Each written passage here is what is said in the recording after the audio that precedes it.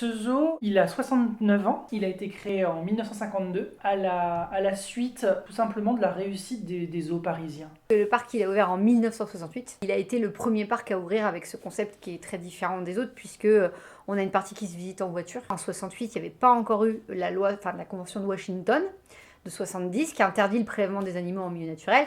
Donc en 68, quand le parc a été ouvert, bah oui, ils ont été en Afrique, ils ont été servis. Aujourd'hui, ce serait totalement illégal, aberrant, hors concept. On a quand même 3 missions qui sont à la fois inscrites dans la loi, mais aussi qui sont dictées dans un code d'éthique. Ces 3 missions, c'est la conservation des espèces menacées, l'éducation du public et la recherche scientifique. Si on ne fait pas ces 3 missions, on n'est pas un zoo et on ferme nos portes. Les enjeux du parc aujourd'hui, c'est de faire reproduire des espèces qui sont en voie de disparition.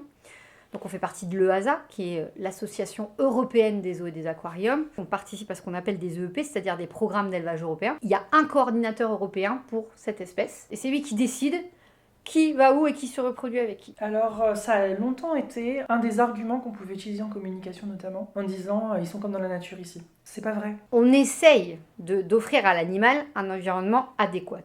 Par contre, attention, on n'est ni en Afrique, ni en Asie, ni en Amérique. Et ensuite, vous avez des animaux qui vont grimper. Donc vous avez aussi besoin de structures des fois. Alors vous allez rajouter des plateformes, des agrès pour permettre à ces animaux de grimper, des cordes pour des primates, etc.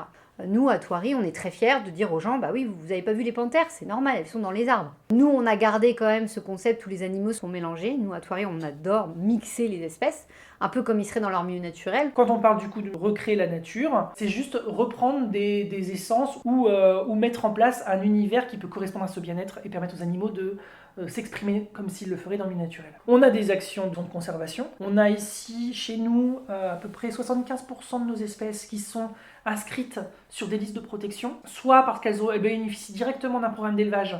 Donc là, il y a une vraie politique de multiplication des individus à des fins conservatoires, voire même à de la réintroduction. On a aussi toute une programmation culturelle et scientifique. On a entre 170 et 190 visiteurs par an. C'est autant de cerveaux disponibles, le temps de 3-4 heures de visite, sur lesquels on peut passer des messages. Et enfin, on a tout ce volet recherche scientifique, où là, on va essayer, par les connaissances qu'on peut acquérir au quotidien, de développer les connaissances scientifiques mondiales. Telle maladie, on ne sait pas la soigner, un jour on va trouver. Et le jour où on trouvera dans un endroit, on diffuse à tout le monde. Alors, comme je vous disais, on participe à énormément de programmes d'élevage européens. Donc déjà, nous, on est très impliqués là-dedans. Par exemple, à Thoiry, on a des panthères de Chine. On est le seul parc de France à avoir des panthères de Chine. Et on est un centre de reproduction. Et puis, le zoo de Thoiry a son fonds de dotation, Thoiry Conservation. Et ben, nous, on finance des programmes de conservation en milieu naturel cette fois. Moi, si un jour on m'annonce qu'il n'y a plus besoin des parcs zoologiques en France ou en Europe ou même dans le monde, je serais très heureuse. Ça veut dire que j'ai très bien fait mon travail, que ça fait des années que je voue ma vie aux animaux, pas pour rien. C'est une solution quand on comprend par exemple que l'adax, cet antilope du Sahara, qui était en menace critique d'extinction dans la nature dans les années 90, qui au début des années 2000 bénéficie d'un programme de conservation en captivité, on les réintroduit, ça fonctionne bien. 2011, printemps arabe. 2016, comptage des adax sauvages. 3, éteint dans la nature. Fini. On se dit finalement, on est un beau filet de sécurité, quoi.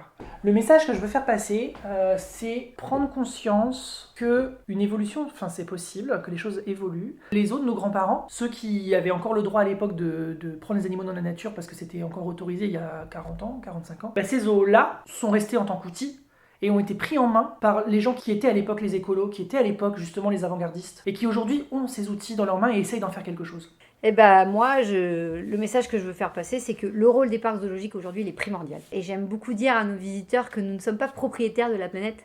On en est des simples locataires au même titre que tous les autres animaux. Et que si on a envie de continuer à faire la fête des voisins, ce serait vraiment sympa qu'on commence à vivre ensemble et à arrêter de penser qu'on a de droits, qu'on peut couper la forêt juste parce qu'elle nous appartient. Non, cette forêt, elle appartient aussi aux animaux. Et on peut vivre tous ensemble si on fait des compromis.